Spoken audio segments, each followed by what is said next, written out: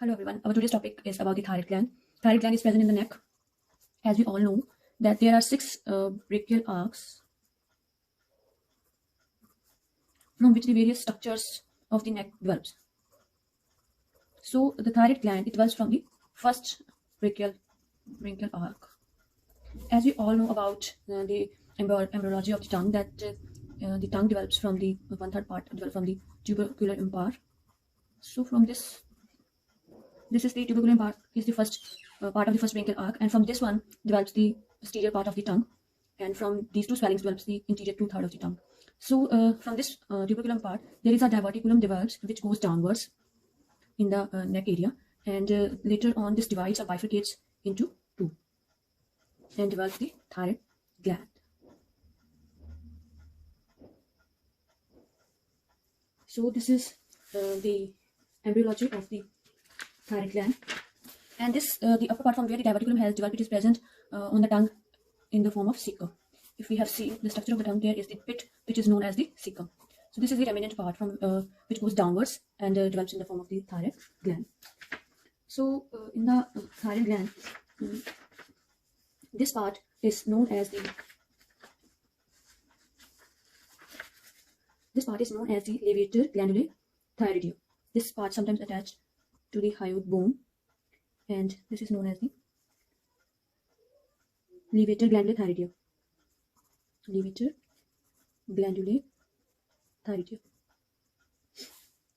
So the final structure is that the thyroid gland is present from C5 to T1, very much important in the form for our MCQ. And in the posterior part of the thyroid gland, there lies the pretracheal fascia, and there is the trachea and the oesophagus comes. So over here comes the hyoid bone. Then there is the thyroid cartilage which extends. This is thyroid cartilage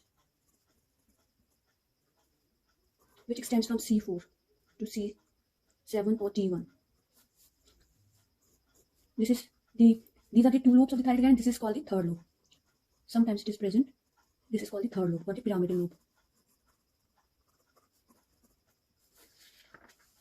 Now this gland, it starts developing in the fourth week of the fetal development.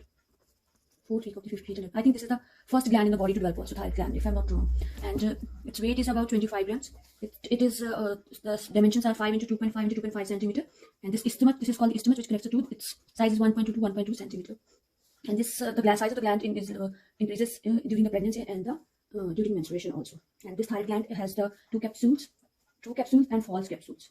So if this is the false capsule is derived from the pretracheal fascia. This derives from the pretracheal fascia. And there is underneath is the true capsule. This is the false capsule. This is the true capsule. And underneath the true capsule, there is the lot of the arterial plexus. So during the thyroidectomy, the physician has to remove carefully up to the true capsule with the thyroid gland to prevent the hemorrhage.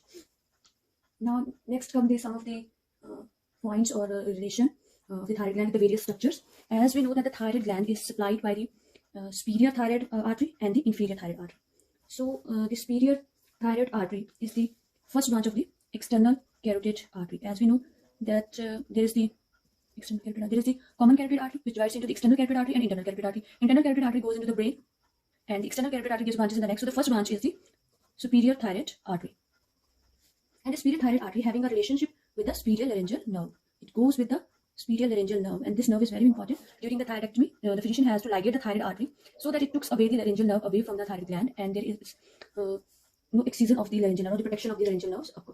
And if we see that this is the thyroid gland, there is the superior thyroid artery, and which enters into the capsule and divides into the two branches, interior branch and the posterior branch. And next is the inferior thyroid artery, which is the branch from the subclavian artery, which is the branch from the aorta, subclavian artery, branch from the aorta. And this is the inferior thyroid artery. Inferior thyroid artery enters into the capsule and divides into again two branches, interior and posterior, and osmosis with the upper, interior and posterior arterial branches.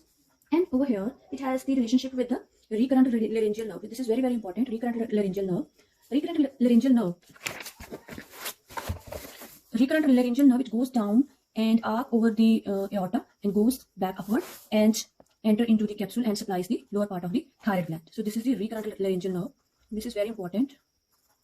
recurrent laryngeal nerve. This again has to ligate during the thyroidectomy to protect this nerve. And the venous drainage is the upper part of the thyroid gland is drained by the superior veins, middle veins, especially you can say the isthmus part is by the middle, and the inferior. So these veins either ends into the jugular vein, internal jugular vein. And if we see the lymph drainage is important of different structures. Lymph drainage of the thyroid gland is the upper deep cervical lymph nodes.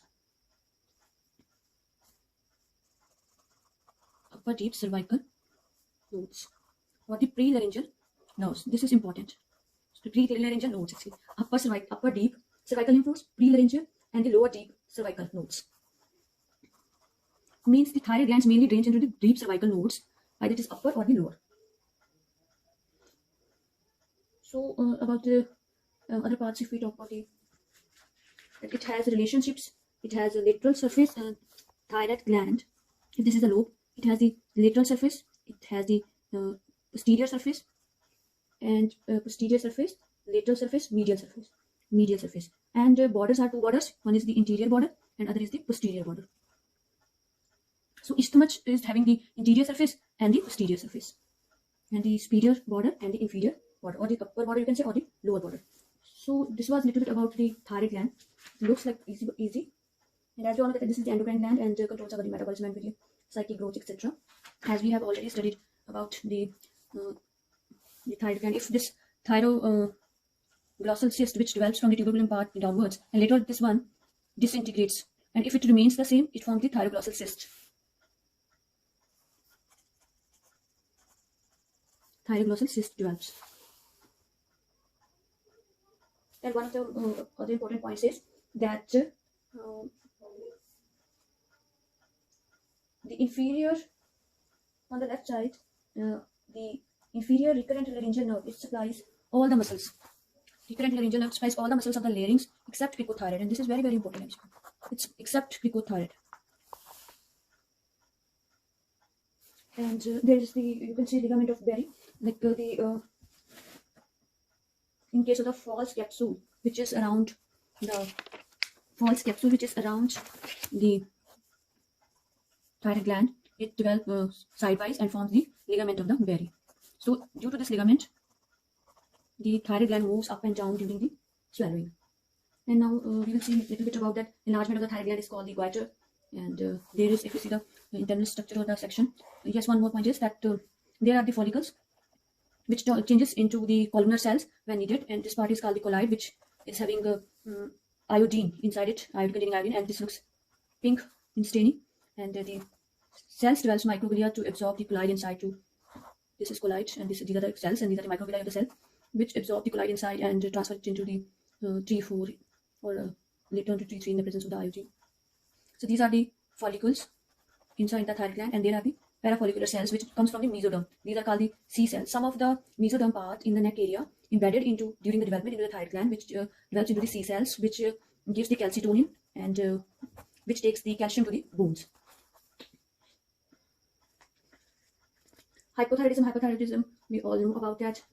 And the next part we will discuss about the various other points of the thyroid gland.